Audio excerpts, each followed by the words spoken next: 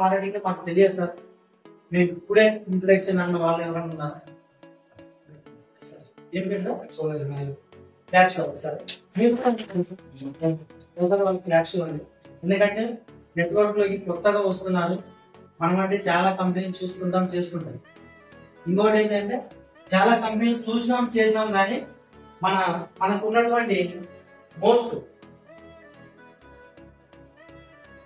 ఏముంది sir? Experience.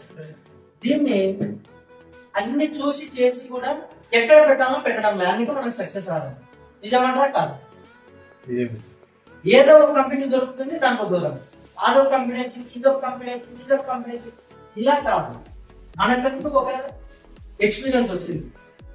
Product base చూసినాం. ఏంటివి? నేను 1970లో సోపు, పేస్ట్, బ్రష్లు ఇవేమిటివి.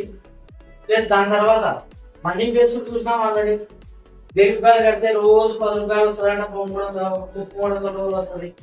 దాన్ని ఇంకా 5000 కడితే ఈ రోజు రేపొద్దున తెల్లాడటానికి 10,000 రూపాయలు వస్తుందని.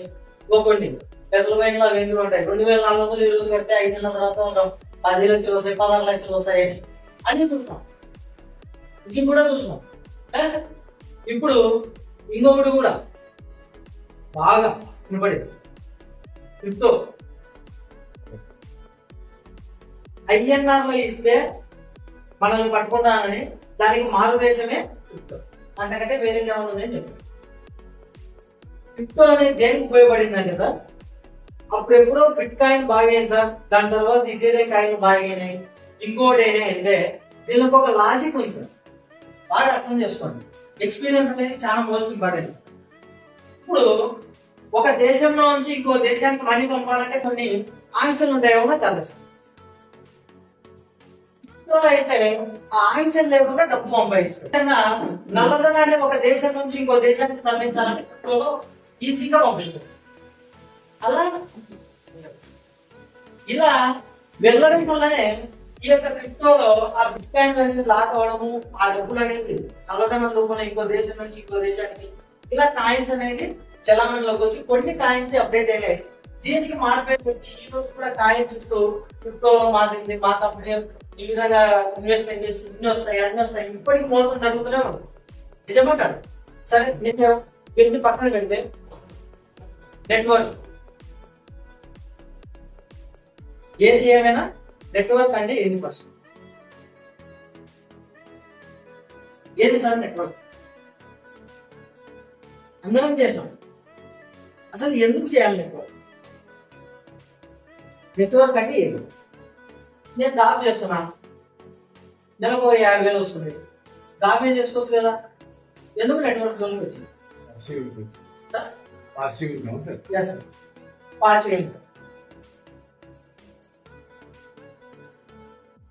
ఇదే ఒక 20 లక్షలు 30 లక్షలు ఏదైనా ఇన్వెస్ట్మెంట్ పెట్టి ఒక వర్కర్స్ పెట్టేసి నేను కూర్చోండి కూడా చేసే బిజినెస్ కూడా ఉన్నాయి కదా సార్.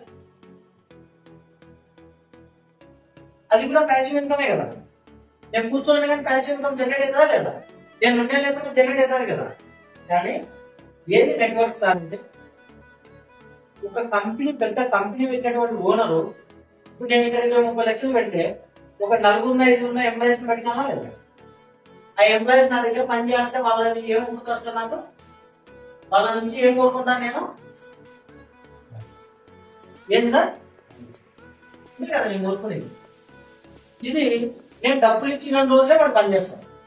ఇలాగా ఒక 100 మంది ఎంప్లాయీస్ ఉండే కంపెనీ పెట్టాలంటే రోజు 8 గంటల టైం కావాలి. అంటే నా ఇన్కమ్ పెంచాలనుకున్నప్పుడు ఒక 800 గంటలు నా కింద వర్కింగ్ అవర్స్ పెరిగితే నాకు నెలకు ఒక 2 లక్షలు 3 లక్షలు మిగులుతాయని నాకు ఒక ప్లానింగ్ ఉంది అనుకోండి. ఖచ్చితంగా ఇదంతా నేను ఇన్వెస్ట్మెంట్ పెట్టాల్సిందే, ఎంప్లాయీస్ సాగాల్సిందే. ఇదంతా కూడా నాకు రిస్క్ కాదు. ఒక ప్రొడక్ట్ నేను డెవలప్మెంట్ చేసిన తర్వాత ఆ ప్రొడక్ట్ మళ్ళీ ఏం కావాలి సార్? మళ్ళీ అల్టిమేట్ గా మార్కెటింగ్ కావాలి. నిజమా కాదు? ఇదంతా ఏదైతే మనం ఇంత రిస్క్ తో కూడుకుంటుందో అదే నెట్వర్క్ దగ్గరికి వస్తే 0 రిస్క్ తోటి నెట్వర్క్ అంటే అసలు సిస్లైన్ నెట్వర్క్ సార్. డబ్బులు కడితే డబ్బులు వచ్చేది నెట్వర్క్ కాదు, స్కీములు స్కామ్. అసలు సిస్లైన్ నెట్వర్క్ గురించి మాట్లాడతాం. 0 ఇన్వెస్ట్మెంట్ తోటి నీ అండర్ లో వాళ్ళు కోసం పనిచేస్తూ తెలియకోకుండా నీ కింద ఒక 100 మెంబర్స్ వచ్చారు టీమ్. వీళ్ళందరూ రోజుకు ఒక 2 గంటలే పనిచేస్తున్నారు అనుకోండి. నువ్వు రోజు ఒక వ్యక్తి ఒక గంట రోజు పనిచేసినావు సార్, ఒక్కడే పనిచేసిన టీం లేకోకుండా. ఇదే బయట కానీ కూలి కానీ ఇంకోటి కానీ నీకు రోజు 8 గంటలు మాత్రం పని చేయగలరు. అర్థమవుతుందా? అదే నీ కింద ఉన్న టీం రోజు 2 గంటలు పనిచేసింది అనుకోండి, నువ్వు రోజు 8 గంటల వరకు పనిచేస్తే నీకు వచ్చేది 500 1000 రూపాయలు వస్తుంది. అదే నీ కింద ఉన్న టీం కొంతమంది పనిచేస్తే నీ కింద ఎన్ని గంటలు అయింది సార్ టైం? ఎన్ని గంటలు అయింది? 200 గంటలు అయింది. ఈ ఇన్కమ్ పెరుగుతుందా తగ్గుతుందా? ఇక్కడ నీ కింద వర్కింగ్ అవర్స్ పెంచినందుకే నీ ఇన్కమ్ పెరిగింది లాజిక్. ఇక్కడ కూడా నీకు ఇన్కమ్ పెరగాలంటే వర్కింగ్ అవర్స్ పెరగాలి. ఇక్కడ ఏంటంటే నువ్వు ఎక్కడ కూడా డబ్బులు ఎవరికి పొందాల్సిన పనులే, ఇన్వెస్ట్మెంట్ పెట్టాల్సిన పనులే. నెట్వర్క్ అనేది ఏంటంటే నువ్వు జస్ట్ నీ దగ్గర ఉన్న టైం ఇన్వెస్ట్మెంట్ పెట్టి టీమ్ ను గ్రోత్ చేసుకుంటే నీ కింద వర్కింగ్ అవర్స్ పెరిగి ఇన్కమ్ పెరుగుతుంది. That is network. అర్థమైందా సార్? ఇంకేమైనా అర్థం కాలేదు.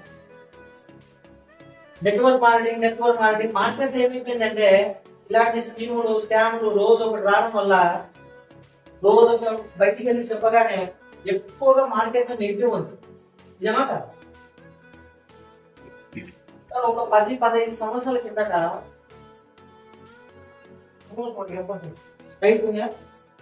స్ప్రైట్ థమ్స్ అప్ మాజా ఇలా ఏళ్ళ మీద లెక్క పెట్టి ఒక 10-15 వరకు మనకి డ్రింక్స్ దొరికేది. నిజమా కదా? ఈ రోజు ఎన్ని ఉంటాయి సార్ మార్కెట్ లో? ఏం సార్ ఎన్ని ఉంటాయి సార్? ఒక 100 ఉంటాయా? ఎక్కువనే ఉంటాయి కదా సార్? 100 ప్లస్ ఉన్నాయి కదా. మరి వాటి మార్కెటింగ్ లేదా? ఉందా లేదా సార్?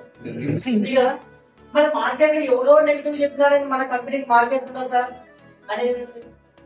మార్కెటింగ్ అనేది ఎప్పుడు ఉంటుంది సార్.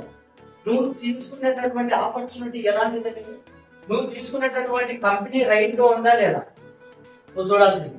నువ్వు తీసుకున్నటువంటి కంపెనీలో ప్రొడక్ట్ క్వాలిటీ ఉందా లేదా, నువ్వు తీసుకున్నటువంటి కంపెనీలో ప్లాన్ కరెక్ట్ ఉందా లేదా, నీకు ఇస్తున్నటువంటి ఇన్కమ్ లో అనుకున్న విధంగా వస్తుందా లేదా. అప్పుడెప్పుడు ఒక 15-20 సంవత్సరాల కిందట ఒక 6 నెలలు 7 నెలలు నువ్వు కష్టపడితే నీకు అప్పుడు ఒక 10,000 రూపాయలు ఇన్కమ్ స్టార్ట్ అవుతుందంటే అప్పుడు కరెక్టే. అప్పుడు ఎక్స్పీరియన్స్ చూసి నెలకి ఒక 10,000 5,000 అయితే ఒక ఫ్యామిలీ ఈజీగా బతికేది. ఇప్పుడు ఈజీగా అంటే కూడా 30,000-40,000 కావాలి. అవునా కదా సార్? ఈ రోజు కూడా నేను ఒక నెలంతా పనిచేసి ఒక 15,000 ఈ నెల చెక్ వస్తుందంటే ఫ్యామిలీ పరిస్థితి ఈ రోజుకు తగినట్టు ప్లాన్ ఉండాలి. అప్పటిలాగా ఒక 50 ఏళ్ళు ఉంటుంది సార్ కంపెనీ, 50 ఏళ్ళ కంపెనీ మాది 20 ఏళ్ళ కంపెనీ అంటే 20 ఏళ్ళ తర్వాత మన ఇండియాలో అదే కంపెనీలో మళ్ళీ పని చేయకపోతే నీకు స్పేస్ ఉంటుంది ఏం సార్? నువ్వు అదే కంపెనీ పడుకోని ఊళ్ళాడితే నీ ఇంటి పక్కన తెలుసు, నీ ఎదురింటికి తెలుసు. నువ్వేం పని చేస్తావు? నీకు ఎక్కడ టీం వస్తుంది? నువ్వు కొత్తది ఎత్తుకుతేనే కదా వచ్చేది. నిజమా కదా? అలాగా ఇక్కడ దీనికి తగినట్టుగా ఇప్పుడు ఉన్నటువంటి ఎక్స్పెన్సివ్స్ కు తగినట్టుగా ప్లాన్ ఉండాలా. ఇప్పుడు కావాల్సినటువంటి ప్రొడక్ట్ ఏంటి అనేది కూడా కావాలి. బిఫోర్ కరోనా హెల్త్ గురించి చాలా మందికి అవేర్నెస్ లేదు. అప్పుడు హెల్త్ కేర్ ప్రొడక్ట్ అంటే అందరూ వాడేవాళ్ళు కూడా, హెల్త్ అంటే కూడా వినేవాళ్ళు, చెప్తే వినేవాళ్ళు.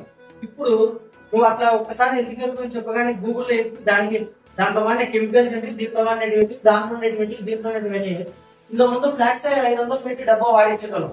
ఇప్పుడు ఫ్లాక్స్ అంటే అభిషేక్ గింజలే కదా, ఆన్లైన్ లో కేజీ 150 రూపాయలు అయ్యా తెలుసుకొని ఇంట్లో వాడతారు. పరిస్థితి అది. అప్డేట్ వాళ్ళు అయినారు, మనం అప్డేట్ అవ్వకపోతే మనం ఉండదు. రియాలిటీ కదా సార్? తప్పేమన్నా ఉంది?